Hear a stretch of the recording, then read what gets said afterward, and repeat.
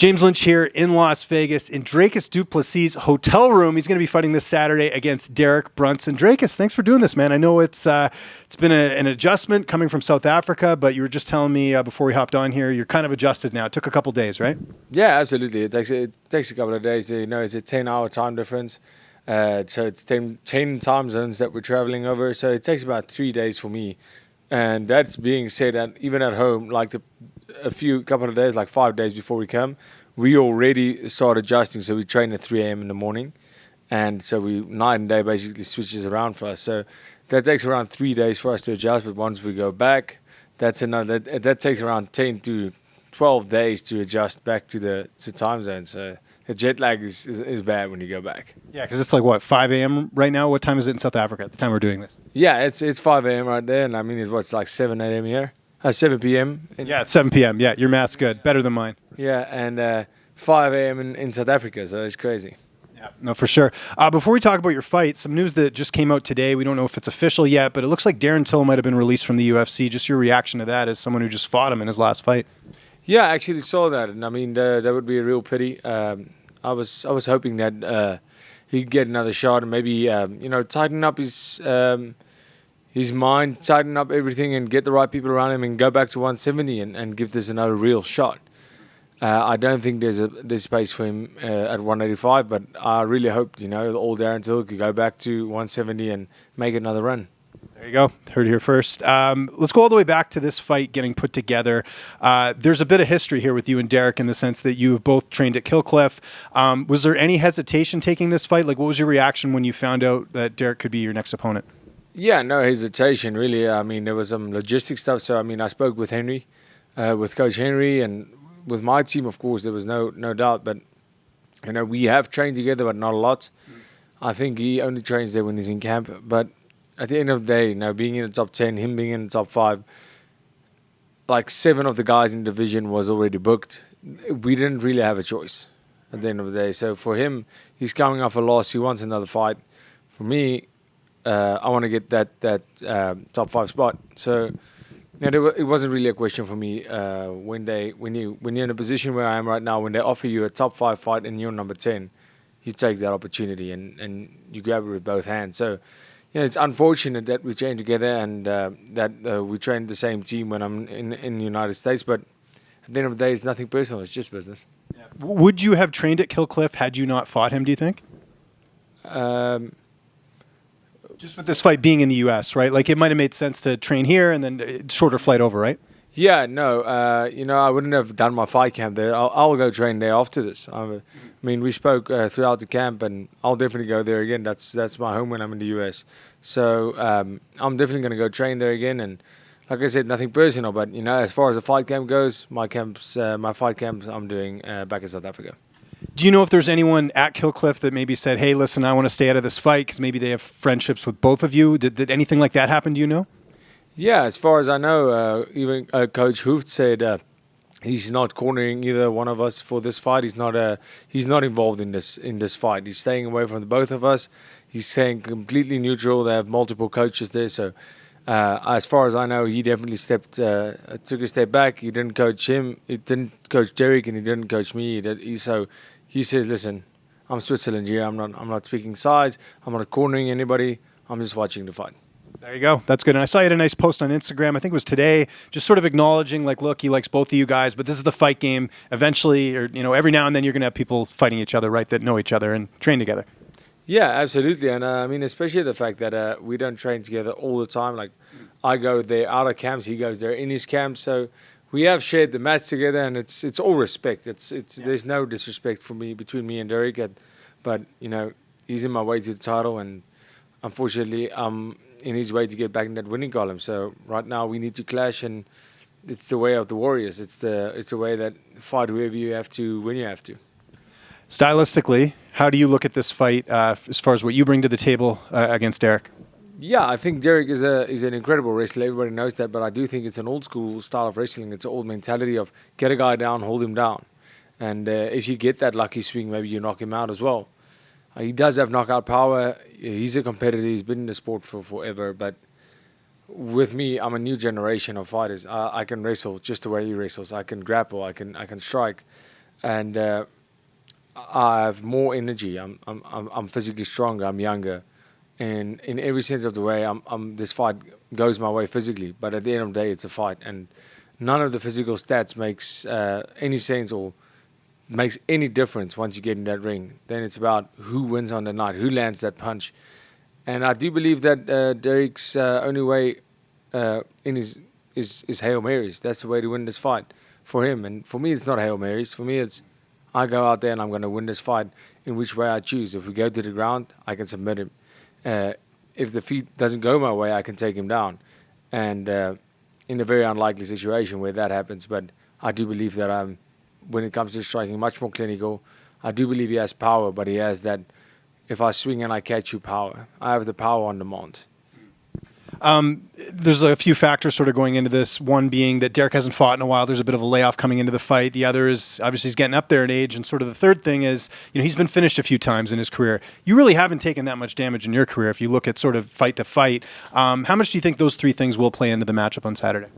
Absolutely. I think the most important part here is the fact that he is getting older. But we see guys, we've seen guys that look like they age in reverse. But the biggest thing is to realize, like, he's been a lifelong competitor. He knows how to compete. He doesn't know anything else. So that is something I see that as a pro, not as a con. Like, his whole life's been about sports, wrestling before MMA.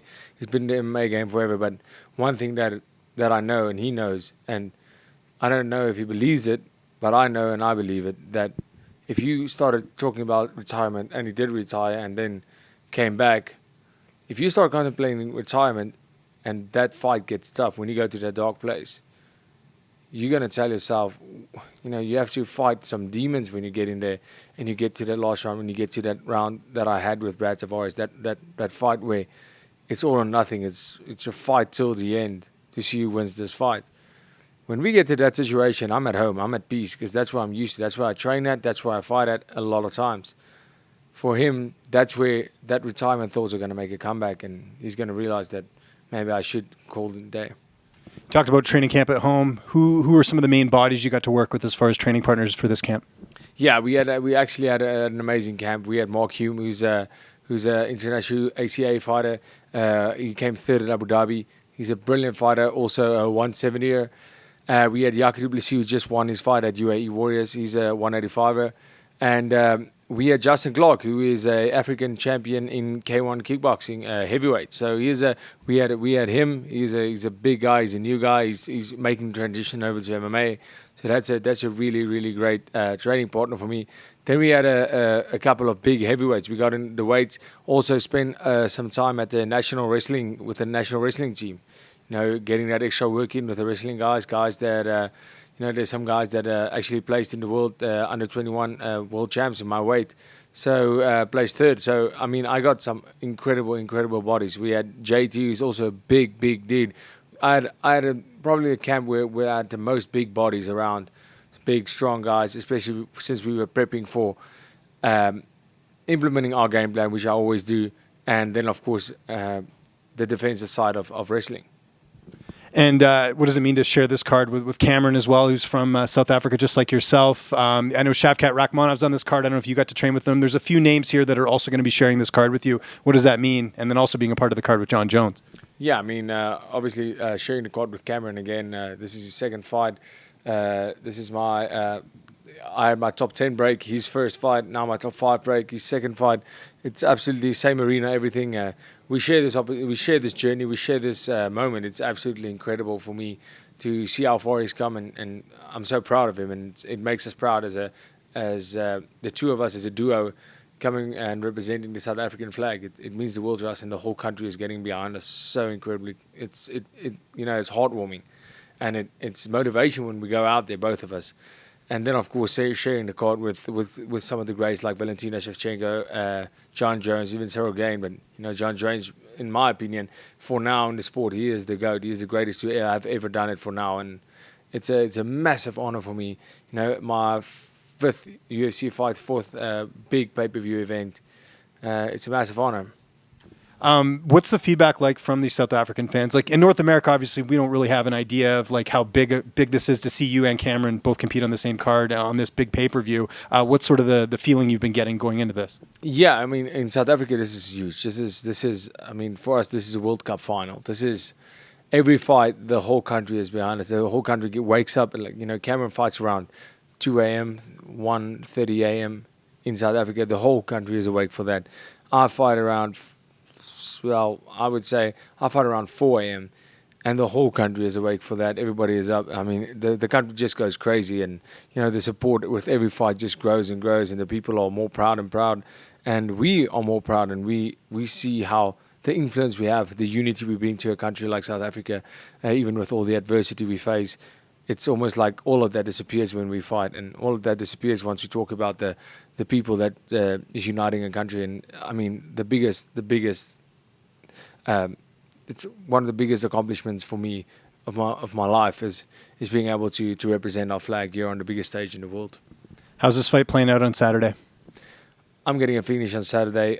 It's not going past 2 rounds. I think we're going to have a very, very explosive first round like I always do and like he always does. But the pace is going to be too much. For every question you ask, I'll have an answer and more. Where does a win put you?